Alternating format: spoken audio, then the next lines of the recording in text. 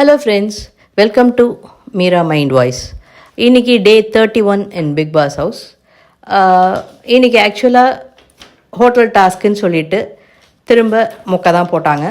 As usual பார்த்திங்கன்னா ஒரு மேனேஜரை அப்பாயிண்ட் பண்ணுவாங்க, மறுநாள் அந்த மேனேஜரை பணி நீக்கம் செய்வாங்க. இப்படி தான் நடந்துகிட்டு இருந்தது.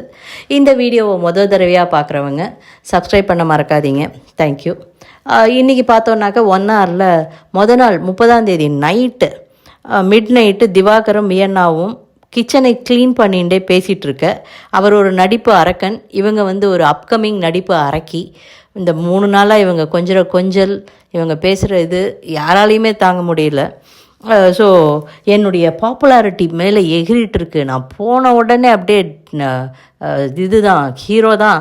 இங்கே இருக்கிற சில பைத்தியங்கள் நினச்சிட்டு இருக்கிறதெல்லாம் இவங்கெல்லாம் அப்படியே என்ன பண்ணுவாங்கங்கிற மாதிரி பேச அங்கேருந்து பிரஜின் தொடப்பத்தோடு வந்துட்டார். யார் வேணா சொல்கிறாங்க, அண்ணன் இந்த வார்த்தையெல்லாம் யூஸ் பண்ணாத, காதில் விழுந்தால் தப்பாயிடும்னுட்டு.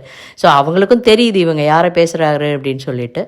உடனே அவர் யாரை பேசுகிற அப்படின்னு கேள்வி கேட்க அங்கே ஒரு சிறு சலசலப்பு தோன்ற. திவ்யா இங்கே எதுவும் பண்ணாதீங்க, வெளியில் போய் பேசிக்கங்கன்னு சொல்லிடுறாங்க. இது முடித்ததுக்கப்புறமா வெளியில் போகும்போது பாரு இன்டர்ஃபியர் பண்ணி, அண்ணா இது உனக்கு தேவையில்லை வந்துரு, பிகாஸ் இவர் வெளியில் போய் பேச ஆரம்பித்தார்னா அன்கண்ட்ரோலபிள் ஆகிடுவர், என்ன வேணாலும் உளருவர். பாரு பேசின பேச்சுக்கள் எல்லாம் வெளியே வந்துவிடும். அதனால் அவரை கண்ட்ரோல் பண்ணி உள்ளாயிச்சிட்டு போக திவ்யா அதென்ன அவர் பேசணும்னு சொன்னால் நீ கட் பண்ணி கூட்டிகிட்டு போகிறது அப்படிங்கிற மாதிரி பேச, திவ்யாவையும் இவங்க நீ வா போன்னு ஒரு மாதிரி அசிங்கமாக பேசிட்டு பாரு லாங்குவேஜில் பேசிவிட்டு உள்ளே சென்று விடுகின்றனர். திவ்யா காலம்புற 5:20 வியன்னா சுபிக்ஷா கிட்ட பேசிகிட்டு இருக்காங்க. இவங்க பேசுகிறது எல்லாத்தையும் நார்மலைஸ் பண்ணி இவங்க இப்படி தான் நீங்கள் விட்டதுனால தான் இப்போ எல்லாருக்குமே பிரச்சனையாக இருக்குது. வெளியில் பிரமோவதின்னு அவளை சொல்கிற அளவுக்கு வச்சுருக்கீங்க நீங்கள் இந்த வீட்டை அப்படின்னு சொன்ன உடனே அப்படியெல்லாம் இல்லை அப்படின்னு 2 பேரும் யோசிக்க ஆரம்பிக்கிறாங்க. காலம்புரை 8 மணிக்கு எல்லாருக்கும் ஒரே சாங், கெஸ்ட்டுக்கும் சரி இவங்களுக்கும் சரி. எல்லோரும் எழுந்துட்டாங்க. அடுத்தது எஃப்ஜே தூங்கிட்டு இருக்க, நாய் குலைக்குது. உடனே கெஸ்ட்டு கூப்பிட்டு, நாய் குலைக்குது, என்ன சத்தம், இதை கூட கவனிக்க மாட்டிங்களா, இந்த ஹோட்டல் ஃபங்க்ஷனலாகவே இல்லை, மேனேஜர் கேட்குறீங்க என்ன ஆர்டர் வேணும்னு சொல்லிட்டு, ரூம் சர்வீஸ் எங்கே போனாங்க அப்படி இப்படின்லாம் அவங்க கேட்க, மஞ்சரி சொல்கிறாங்க தூங்க போகும்போது எந்த ஹோட்டலோ அதே தான் மார்னிங் எழுந்திருக்கும் போது ரிசப்ஷனிஸ்ட் அவங்க டெஸ்கில் இல்லை, ரிசப்ஷனிஸ்ட் கிச்சனில் நின்று டீ போட்டுட்ருக்காங்க. ஸோ என்ன நடந்துகிட்ருக்குங்க, யாருமே இன்னும் இது 24/7 டாஸ்க்குங்கிறதே யாரும் புரிஞ்சுக்கல. நைட்டே நீங்கள் ப்ரீஃபிங் பண்ணலையா, மார்னிங் எழுந்த உடனே அவங்கவுங்க யூனிஃபார்ம் போட்டுட்டு வெளில வந்திருக்கணும், அதை யாருமே பண்ணலை. எல்லாருமே கொஞ்சம் ஸ்லாக் ஆகிட்டாங்க, கொஞ்சம் கேஷுவலாக எடுத்துக்கிட்டாங்க.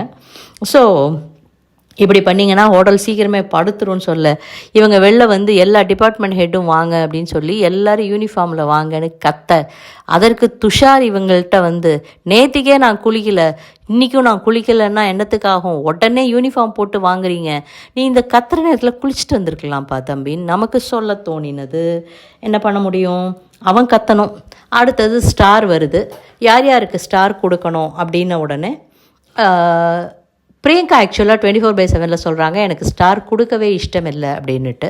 பட் பிக் பாஸ் கம்பல் பண்ணினாருங்கிற ஒரே காரணத்தினால பிரவீன்ராஜ் ஒரு விஷயம் கொடுத்தோன்னா அதை லைட்டாக ஒரு ரசிக்கிற மாதிரி பண்ணுறாரு.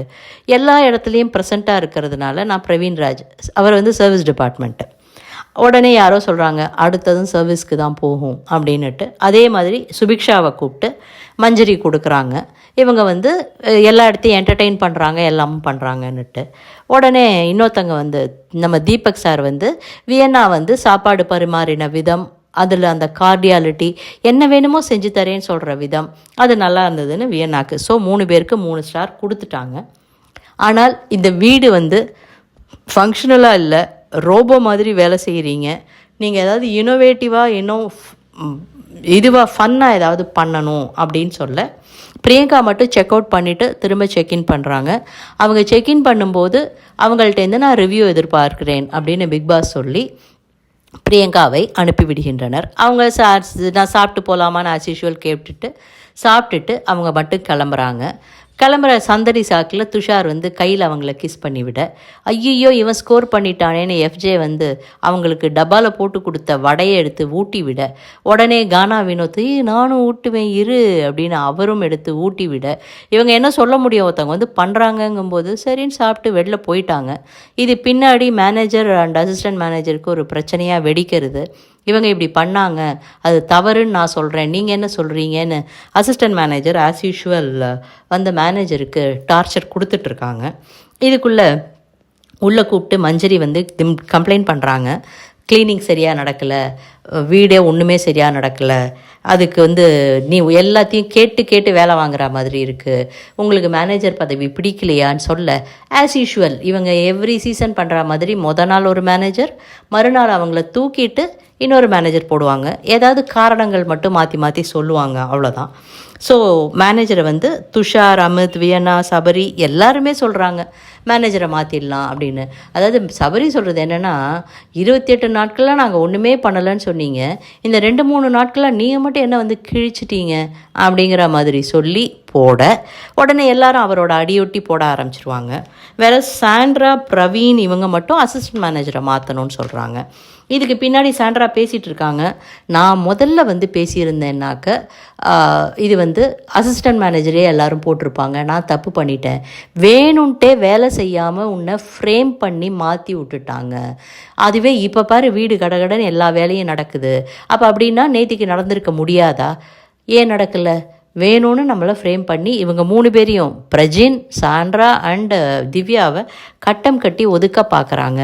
மற்றதுக்கெல்லாம் தனியாக இருக்கிறவங்க இப்போ மட்டும் ஒன்றா சேர்ந்து எங்கள் வீட்டில் எல்லா நாளும் கார்த்திகைன்னு பாடுற மாதிரி பண்ணிகிட்ருக்காங்க அப்படிங்க. இதுலேயும் திவாகரனுடைய கிரிஞ்சு நடந்தது. சாப்பாடு ரெடின உடனே கானா வினோத் பாட்டு பாடி திவாகரை இது பண்ண, அண்ணன் நீ வந்து கல்யாணம் பண்ண வந்திருக்கேங்கிற மாதிரி திவாகர் சொல்ல, யார் வேணும்னு இந்த பொண்ணு வேணாம் இந்த பொண்ணு வேணாம், இப்போ அரோரா, வியன்னா இவங்கெல்லாம் புளிச்சு போயிட்டாங்க, புதுசாக வந்த திவ்யா எப்படின்னு கேட்க, திவ்யா வந்து ஐயோங்கிற மாதிரி மூஞ்சி மாற்ற தீபக் இம்மீடியட்டாக ஸ்டாப் பண்ணார். ரொம்ப ஒழுங்காக ஆரம்பித்த பாட்டு ரொம்ப கேவலமாக போகுது அப்படின்னுட்டு. இதுலேருந்தாவது கற்றுப்பாங்களா? மாட்டாங்க. சரி, இதை விஜேஎஸ் அட்ரஸ் பண்ணுவாரா? மாட்டார். வீட்டில் இருக்கிற பொண்கள் யாராவது இதை பற்றி சொல்லி அவர் இப்படி பண்ணுறாரு எங்களுக்கு ரொம்ப அசிங்கமாக இருக்குன்னு சொல்லுவாங்களா? அதையும் செய்ய மாட்டாங்க. ஸோ யாரையும் திருத்த முடியாது. அடுத்தது சபரி மிமிக் ஆக்டிங் பண்ணுறாங்க. மஞ்சரி வந்து அவங்களுக்கு பெடிக்யூர் பண்ணிவிட சொல்கிறாங்க. பெடிக்யூர் பண்ணுற இடத்துலையே ஜென்ஸ் எல்லாம் போய் நின்று பாட்டு பாடுவாங்களா? அவங்க வெளியில் நின்று பாடியிருக்கலாம். பிகாஸ் தீபக்கும் அந்த ரூமில் தான் இருக்கார், அவரும் என்ஜாய் பண்ணியிருப்பார். ஆனால் பெடிக்யூர் பண்ணுற அந்த இடத்துலையே நின்று அமித்தும் பிரவீனும் பாட என்னமோ கூத்தடிச்சிட்ருக்காங்க. ஆனால் ஒன்றுமே ரசிக்கிற மாதிரி இல்லை. நம்ம கமருதீன் வந்து ரொம்ப அழகாக ஒரு போர்ட்ரைட் வரைஞ்சி கொடுத்தாரு தீபக்கு, அது ரொம்ப நல்லா இருந்தது, ரசிக்கிற மாதிரி இருந்தது. பெட்டர் அவர் இந்த பிக் பாஸ் வீட்டையே ஒரு இடத்துல உட்காந்து கம்ப்ளீட்டாக போர்ட்ரைட் வரைஞ்சின்னு இருக்கலாம் அப்படிங்கிற மாதிரி தோணினது.